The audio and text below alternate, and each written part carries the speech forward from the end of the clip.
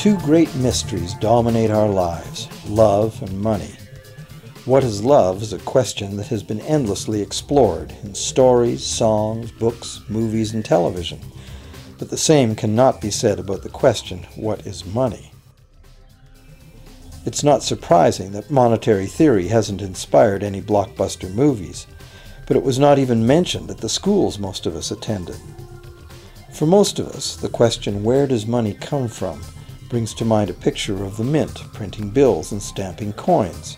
Money, most of us believe, is created by the government. It's true, but only to a point. Those metal and paper symbols of value we usually think of as money are indeed produced by an agency of the federal government called the Mint. But the vast majority of money is not created by the Mint. It is created in huge amounts every day by private corporations known as banks. Most of us believe that banks lend out money that has been entrusted to them by depositors. Easy to picture, but not the truth. In fact, banks create the money they loan, not from the bank's own earnings, not from the money deposited, but directly from the borrower's promise to repay. The borrower's signature on the loan papers is an obligation to pay the bank the amount of the loan plus interest, or lose the house, the car, whatever asset was pledged as collateral. That's a big commitment from the borrower. What does the same signature require of the bank? The bank gets to conjure into existence the amount of the loan and just write it into the borrower's account. Sound far-fetched? Surely that can't be true. But it is.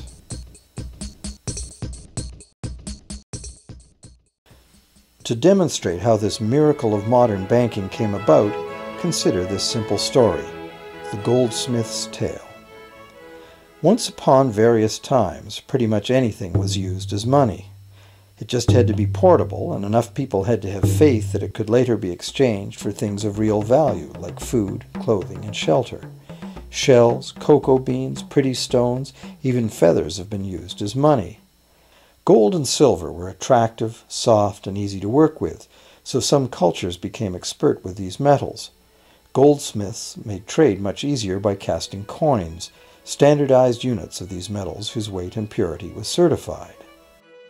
Well, to protect his gold, the goldsmith needed a vault, and soon his fellow townsmen were knocking on his door, wanting to rent space to safeguard their own coins and valuables. Before long, the goldsmith was renting every shelf in the vault and earning a small income from his vault rental business. Years went by, and the goldsmith made an astute observation. Depositors rarely came in to remove their actual physical gold, and they never all came in at once. That was because the claim checks the goldsmith had written as receipts for the gold were being traded in the marketplace as if they were the gold itself. This paper money was far more convenient than heavy coins, and amounts could simply be written instead of laboriously counted one by one for each transaction. Meanwhile, the goldsmith had another business. He lent out his gold, charging interest. Well, as convenient claim check money came into acceptance, borrowers began asking for their loans in the form of these claim checks instead of the actual metal. As industry expanded, more and more people asked the goldsmith for loans. This gave the goldsmith an even better idea.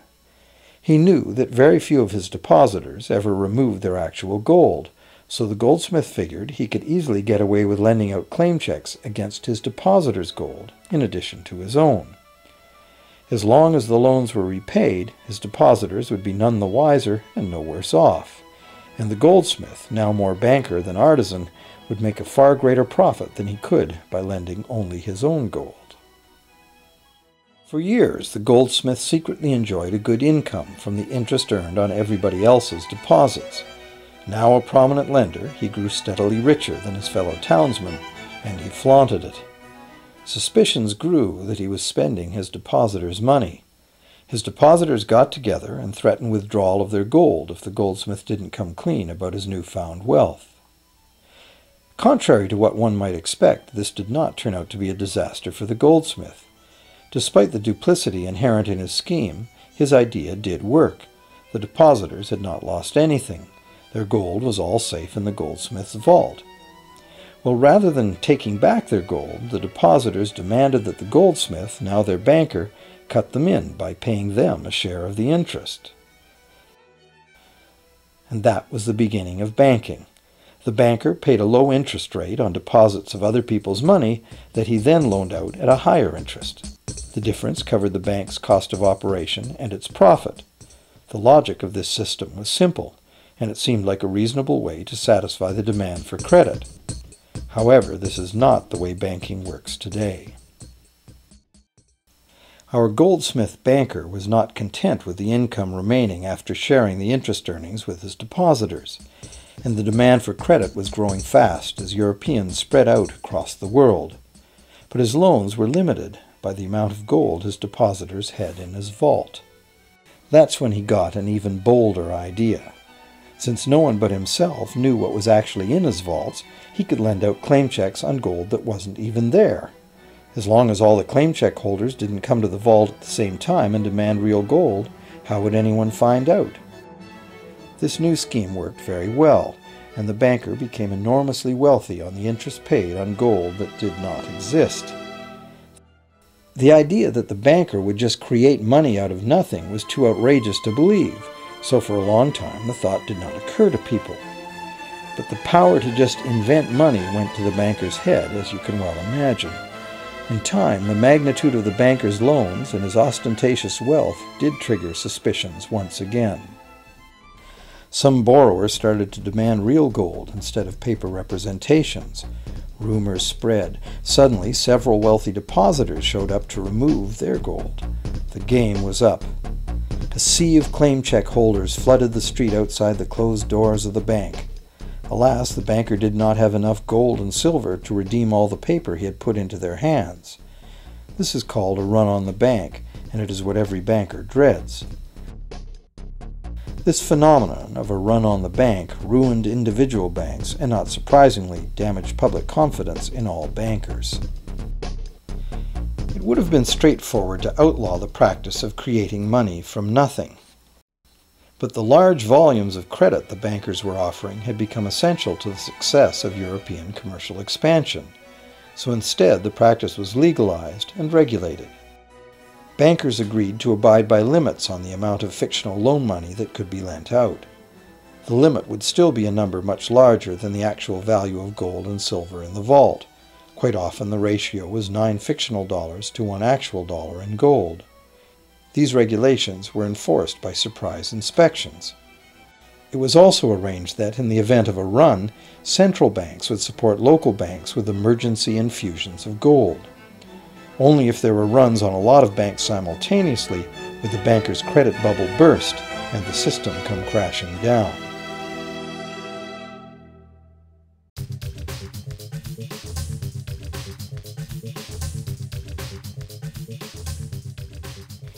Over the years, the fractional reserve system and its integrated network of banks backed by a central bank has become the dominant money system of the world. At the same time, the fraction of gold backing the debt money has steadily shrunk to nothing. The basic nature of money has changed. In the past, a paper dollar was actually a receipt that could be redeemed for a fixed weight of gold or silver. In the present, a paper or digital dollar can only be redeemed for another paper or digital dollar. In the past, privately created bank credit existed only in the form of private banknotes, which people had the choice to refuse, just as we have the choice to refuse someone's private check today. In the present, privately created bank credit is legally convertible to government-issued fiat currency, the dollars, loonies, and pounds we habitually think of as money. Fiat currency is money created by government fiat or decree, and legal tender laws declare that citizens must accept this fiat money as payment for debt, or else the courts will not enforce the obligation. So now the question is, if governments and banks can both just create money, then how much money exists? In the past, the total amount of money in existence was limited to the actual physical quantities of whatever commodity was in use as money. For example, in order for new gold or silver money to be created, more gold or silver had to be found and dug out of the ground. In the present, money is literally created as debt. New money is created whenever anyone takes a loan from the bank. As a result, the total amount of money that can be created has only one real limit: the total level of debt.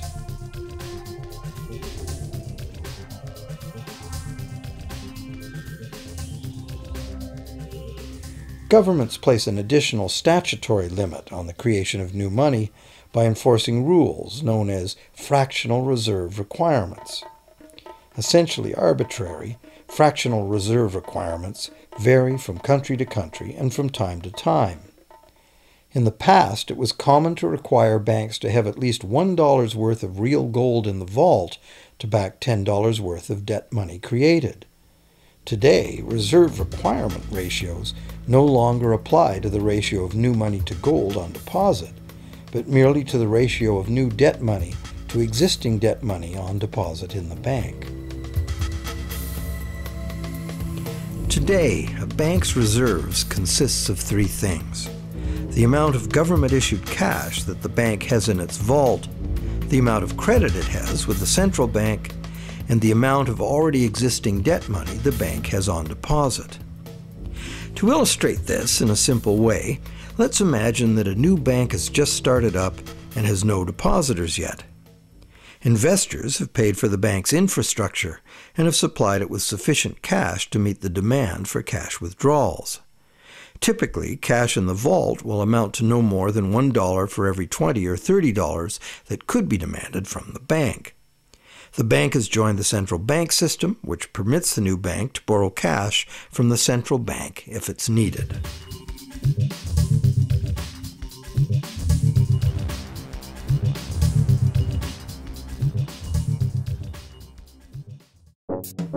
The doors open, and the new bank welcomes its first loan customer. The customer needs $10,000 to buy a car. On approval, the bank creates an account for the borrower and types in that the bank owes the borrower $10,000. This $10,000 is not taken from anywhere. It's created on the spot. The borrower does not take this money out in cash. Instead, he writes a check on his account to buy the car. The seller then deposits this newly created $10,000 check at her bank. At a ratio of 9-to-1, this new $10,000 deposit allows the seller's bank to create a new loan of $9,000. And if that $9,000 is then deposited by a third party, it becomes the legal basis for a third issue of bank credit, this time for the amount of $8,100. Like one of those Russian dolls, each layer of which contains a smaller doll inside, each new deposit contains the potential for a slightly smaller loan in a decreasing series. Now, at any stage, if the money created is taken out in cash and not deposited at a bank, the process stops. That's the unpredictable part of the money creation mechanism. But more likely, at every step, the new bank credit money will be deposited at a bank, and the reserve ratio process can repeat itself over and over until almost $100,000 of brand new bank credit money has been created within the banking system. All of this new money has been created entirely from debt, and all transactions have been carried out with bank credit. None of the banks involved have needed to use any of the cash in their vaults. What's more, under this ingenious system, the books of each bank in the chain must show that the bank has 10% more on deposit than it has out on loan. This gives banks a very real incentive to seek deposits in order to be able to make loans, supporting the general but misleading impression that loans come out of deposits. Now, it can't be said that any one bank got to multiply the initial $10,000 of bank credit into $100,000 of bank credit. However, the banking system is a closed loop. Bank credit created at one bank becomes a deposit in another, and so on and so on. In a theoretical world of perfectly equal exchanges, the banks would owe each other nothing at the end of the day, and the $10,000 created out of thin air as a loan by the first bank could indeed become almost $100,000 of new loan money in the banking system. If that sounds ridiculous, try this. Actual reserve ratios can be much higher than 9-to-1. For some types of accounts, 20-to-1 and 33-to-1 ratios are common. There are also many exceptions where no reserve requirements apply at all. So, while the rules are complex, the common sense reality is actually quite simple. Banks can create as much money as we can borrow.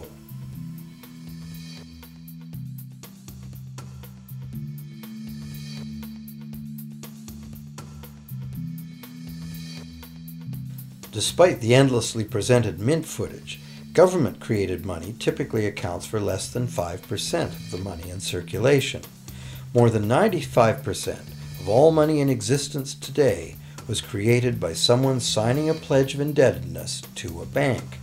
What's more, this bank credit money is being created and destroyed in huge amounts every day, as new loans are made and old ones repaid.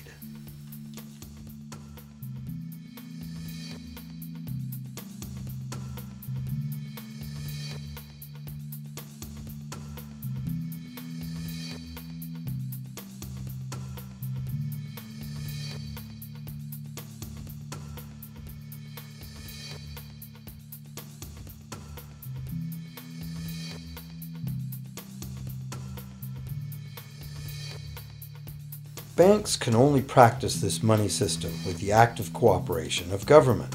First, governments pass legal tender laws to make us use the national fiat currency. Secondly, governments allow private bank credit to be paid out in this government currency. Thirdly, government courts enforce debts. And lastly, governments pass regulations to protect the money system's functionality and credibility with the public, while doing nothing to inform the public about where money really comes from. The simple truth is that when we sign on the dotted line for a so-called loan or mortgage, our signed pledge of payment, backed by the assets we pledge to forfeit should we fail to pay, is the only thing of real value involved in the transaction. To anyone who believes we will honor our pledge, that loan agreement or mortgage is now a portable, exchangeable, and saleable piece of paper. It's an IOU. It represents value and is therefore a form of money. This money the borrower exchanges for the bank's so-called loan. Now, a loan in the real world means that the lender must have something to lend. If you need a hammer, my loaning you a promise to provide a hammer I don't have won't be of much help. But in the artificial world of money, a bank's promise to pay money it doesn't have is allowed to be passed off as money, and we accept it as such.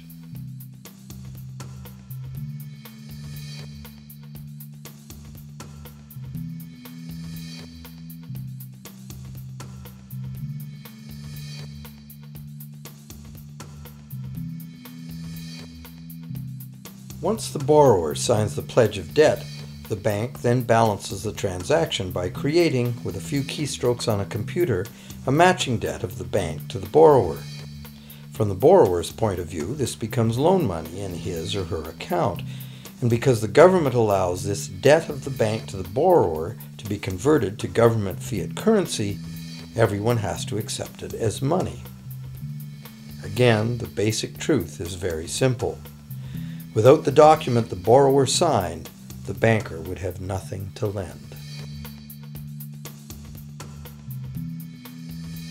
Have you ever wondered how everyone, governments, corporations, small businesses, families, can all be in debt at the same time and for such astronomical amounts? Have you ever questioned how there can be that much money out there to lend? Now you know. There isn't. Banks do not lend money. They simply create it from debt. And as debt is potentially unlimited, so is the supply of money. And as it turns out, the opposite situation is also true. Isn't it astounding that despite the incredible wealth of resources, innovation, and productivity that surrounds us, almost all of us, from governments to companies to individuals, are heavily in debt to bankers? If only people would stop and think, how can that be? How can it be that the people who actually produce all the real wealth in the world are in debt to those who merely lend out the money that represents the wealth? Even more amazing is that once we realize that money really is debt, we realize that if there was no debt, there'd be no money.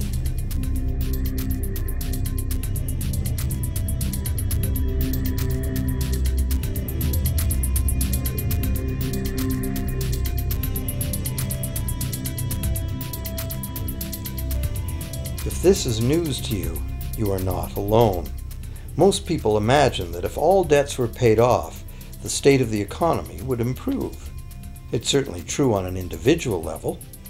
Just as we have more money to spend when our loan payments are finished, we think that if everyone were out of debt, there would be more money to spend in general.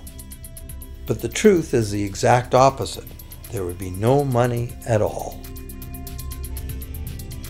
There it is. We are totally dependent on continually renewed bank credit for there to be any money in existence. No loans, no money, which is what happened during the Great Depression.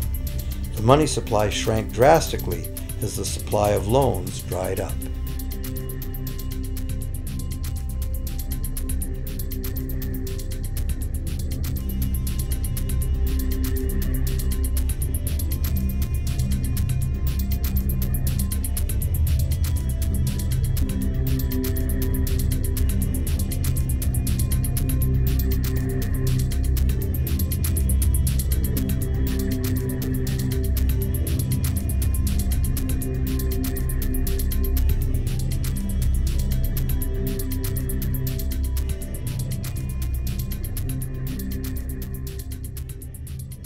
And that's not all.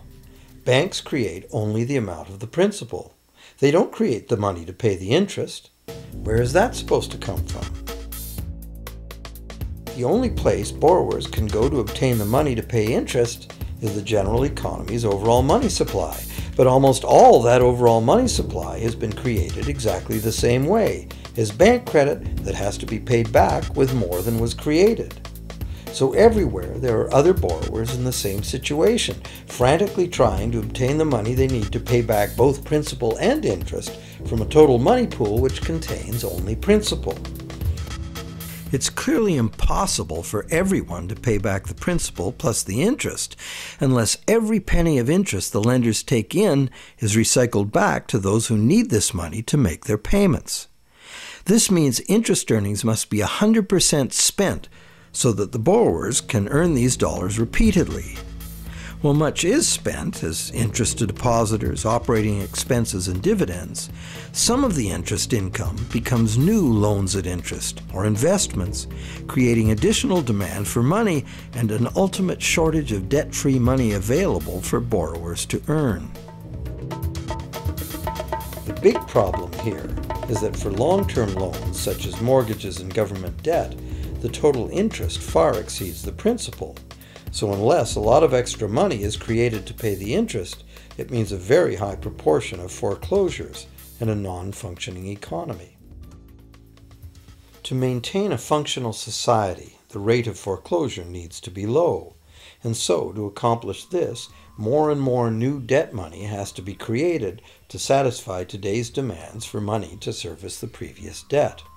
But of course, this just makes the total debt bigger, and that means more interest must ultimately be paid, resulting in an ever-escalating and inescapable spiral of mounting indebtedness.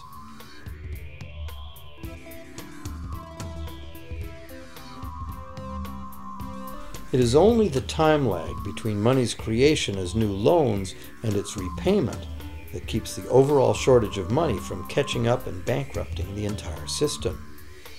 However, as the bank's insatiable credit monster gets bigger and bigger, the need to create more and more debt money to feed it becomes increasingly urgent. Why are interest rates so low? Why do we get unsolicited credit cards in the mail? Why is the U.S. government spending faster than ever? Could it be to stave off collapse of the entire monetary system? A rational person has to ask, can this really go on forever? Isn't a collapse inevitable?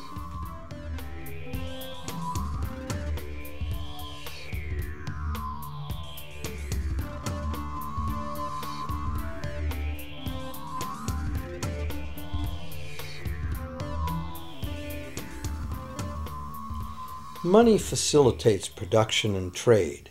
As the money supply increases, money just becomes increasingly worthless unless the volume of production and trade in the real world grows by the same amount. Add to this the realization that when we hear that the economy is growing at 3% per year, it sounds like a constant rate, but it's not. This year's 3% represents more real goods and services than last year's 3% because it's 3% of the new total. Instead of a straight line, as is naturally visualized from the words, it is really an exponential curve getting steeper and steeper. The problem, of course, is that perpetual growth of the real economy requires perpetually escalating use of real-world resources and energy. More and more stuff has to go from natural resource to garbage every year, forever, just to keep this system from collapsing.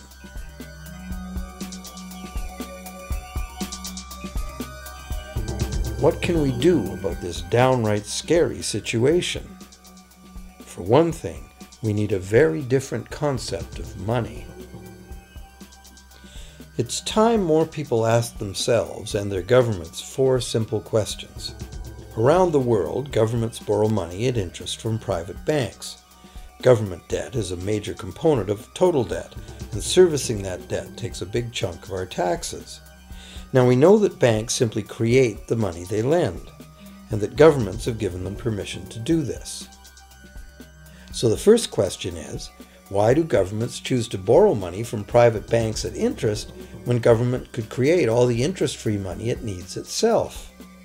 And the second big question is, why create money as debt at all?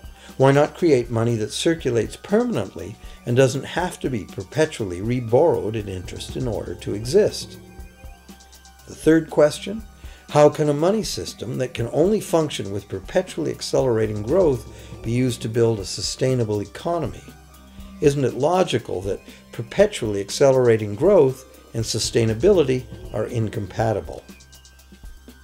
And finally, what is it about our current system that makes it totally dependent on perpetual growth? What needs to be changed to allow the creation of a sustainable economy?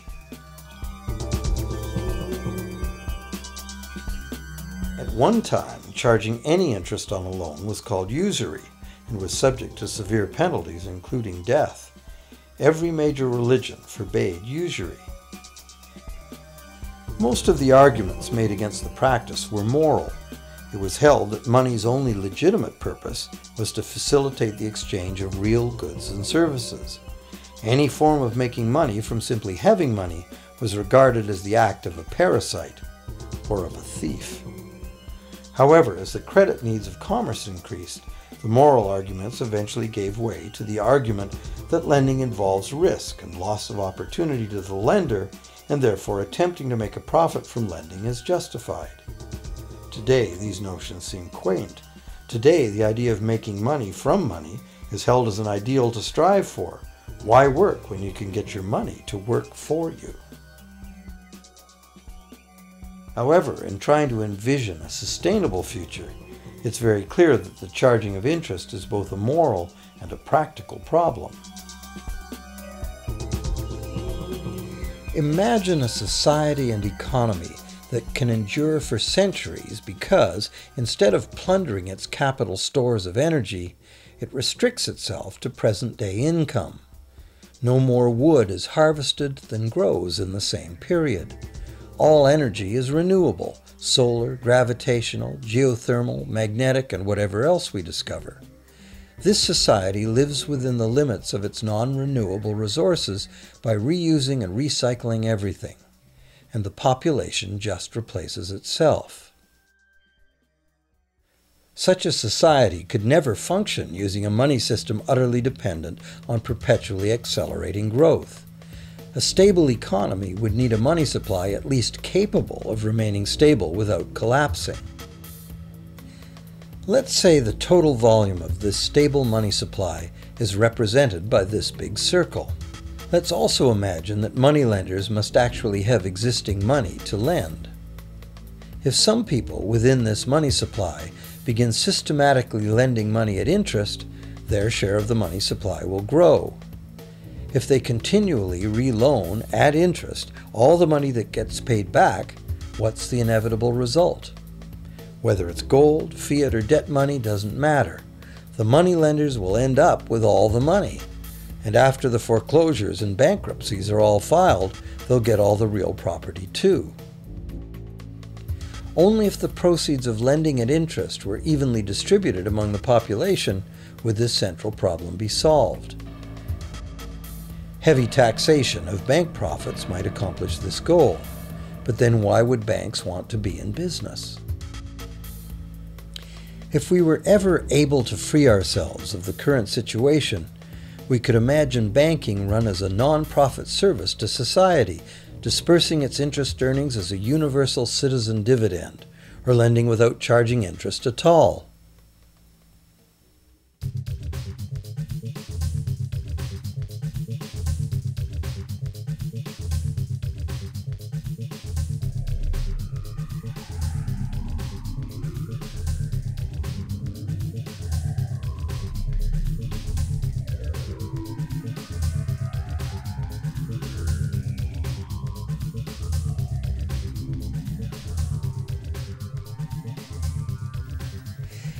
If it is the fundamental nature of the system that causes the problems, tinkering with the system cannot ever solve those problems.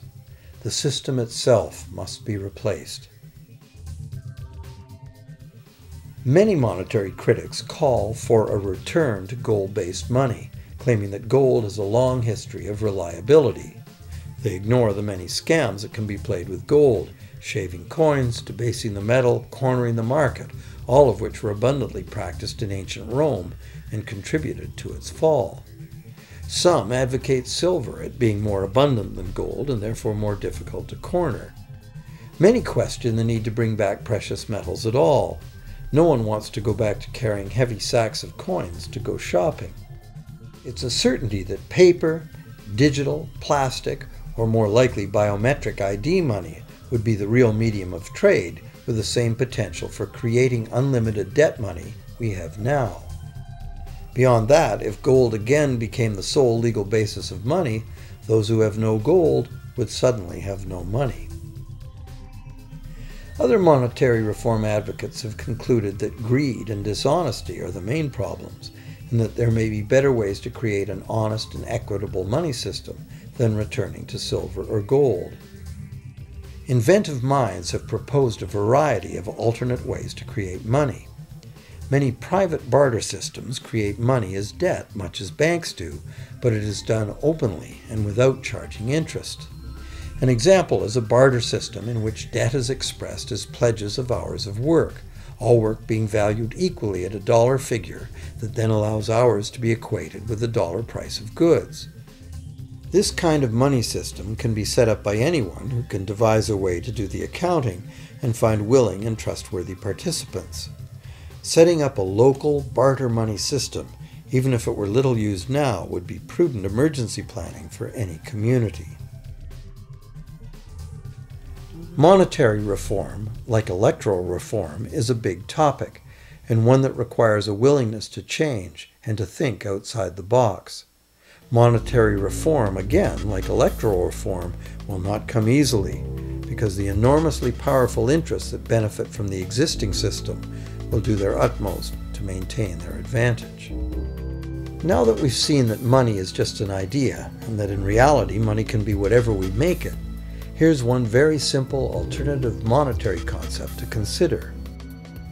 This model is based on systems that have worked in the past, in England and America, systems that were undermined and destroyed by the goldsmith bankers and their fractional reserve system.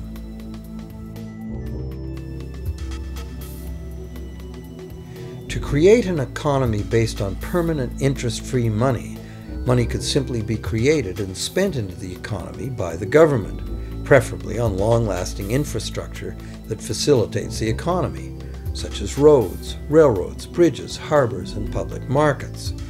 This money would not be created as debt, it would be created as value, that value being in the form of whatever it was spent on. If this new money facilitated a proportional increase in trade requiring its use, it would cause no inflation whatsoever. If government spending did cause inflation, there would be two courses of action available. Inflation is equivalent in effect to a flat tax on money. Whether the money goes down in value 20% or the government takes 20% of our money away from us, the effect on our buying power is the same. Viewed this way, inflation in place of taxation might be politically acceptable if well spent and kept within limits. Or government could choose to counter inflation by collecting tax monies that it then takes out of use, thus reducing the money supply and restoring its value. To control deflation, which is the phenomenon of falling wages and prices, the government would simply spend more money into existence. With no competing private debt money creation, governments would have more effective control of their nation's money supply. The public would know whom to blame if things went wrong. Governments would rise and fall on their ability to preserve the value of money. Government would operate primarily on taxes as it does now, but tax money would go much, much further, as none of it would be required to pay interest to private bankers. There could be no national debt if the federal government simply created the money it needed. Our perpetual collective servitude to the banks through interest payments on government debt would be impossible.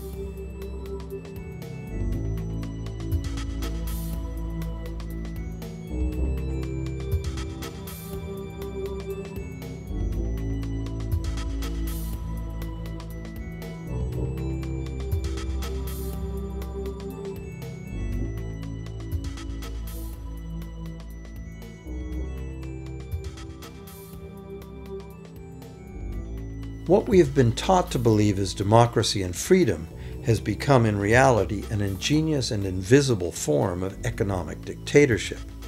As long as our entire society remains utterly dependent on bank credit for its supply of money, bankers will be in the position to make the decisions on who gets the money they need and who doesn't.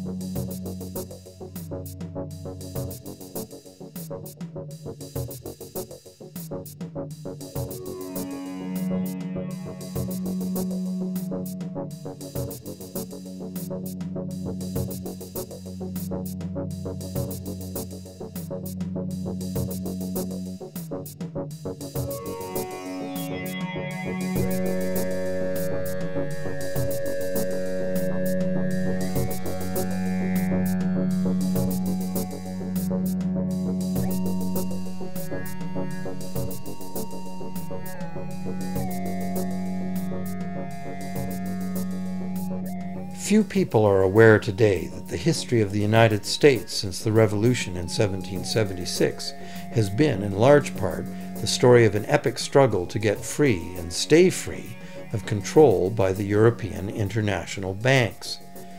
This struggle was finally lost in 1913 when President Woodrow Wilson signed into effect the Federal Reserve Act, putting the international banking cartel in charge of creating America's money.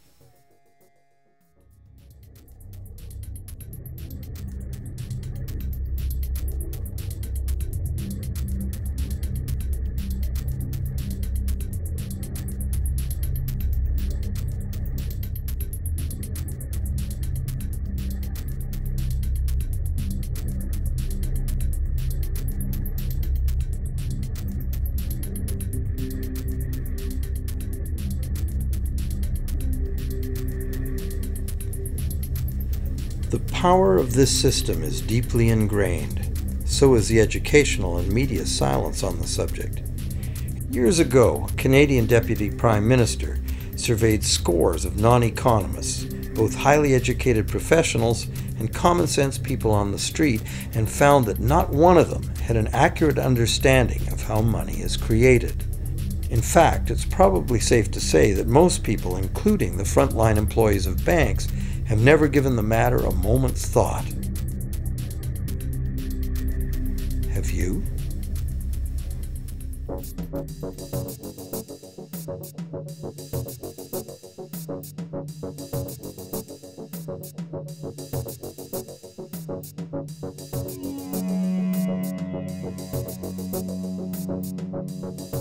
The modern money-as-debt system was born a little over 300 years ago, when the first Bank of England was set up with a royal charter for fractional lending of gold receipts at a modest ratio of 2 to 1. That modest ratio was just the proverbial foot in the door.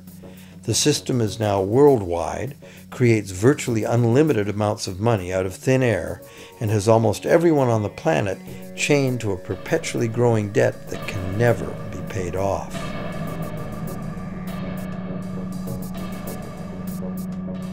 Could it have all happened by accident? Or is it a conspiracy? Obviously, something very big is at stake here.